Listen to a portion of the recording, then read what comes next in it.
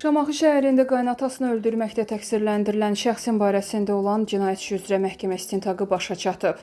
Sumqayıt Ağır Cinayətlər Məhkəməsində qəsdən adam öldürməkdə ittiham olunan Teymur Əliyevə hökm oxunub və o 9 il müddətinə azadlıqdan məhrum edilib. İttihama görə hadisə ötən il Şamaxı şəhəri Şah İsmayıl Xətai küçəsi ev 53 ünvanında baş verib. Teymur Əliyev 2019-cu ildə ailə həyatı qurub və birgə nigahdan 3 övladı dünyaya gəlib. Bir müddət Daxili İşlər Nazirliyinin Baş Mühafizə İdarəsinin Şamaxı Regional Şöbəsində polis nəfəri işləyən Teymur Əliyev 2024-cü ildə fəaliyyətində yol verdiyi nöqsanlara görə işdən azad edilib. Bundan sonra özünə iş tapa bilmədiyi üçün onun ailəsində narazılıqlar yaranıb. 2025-ci ildə Teymurun həyat yoldaşı küsərək uşaqlarını da götürüb atasının evinə gedib. Teymur Əliyev dəfələrlə barışmağa cəhd etsə də qaynatası Elşən Quliyev buna etirazını bildirib və ondan qızından boşanmasını istəyib.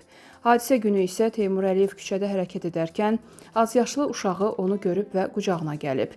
Həmin vaxt küçədə sərxoş vəziyyətdə olan Elşən Əliyev Teymuru söyərək ondan uşağı buraxmasını istəyib. Teymur Əliyev isə uşağı götürərək öz evinə gəlib. Bir müddətdən sonra Elşən Quliyev onun yaşadığı küçəyə gələrək yenidən Teymuru söyməyə başlayıb. Teymur bu zaman evdən götürdüyü bıçaqla ona 2 zərbə endirərək qətlə yetirib. Teymur Əliyev könüllü şəkildə polisə təslim olub.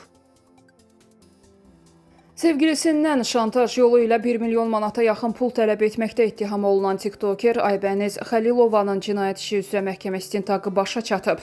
Bakı Ağır Cinayətlər Məhkəməsində keçirilən bugünkü iclasda ittiham tərəfi yekun çıxış edib. Prokuror bəyan edib ki, təqsirləndirilən şəxsə verilmiş ittiham məhkəmə istintaqı zamanı təsdiqini tapıb.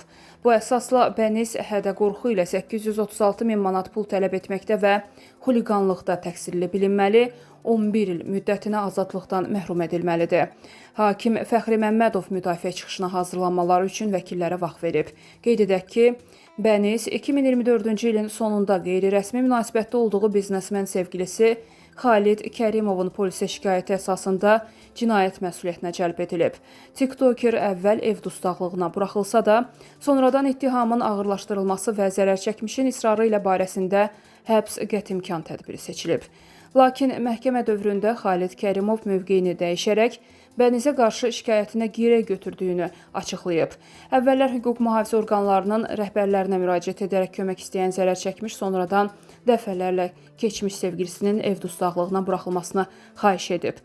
Buna baxmayaraq məhkəmə ittihamın ağırlığını və zərərçəkmişin dəyişik ifadələrini nəzərə alaraq Bənizin həbsdə qalmasına qərar verib.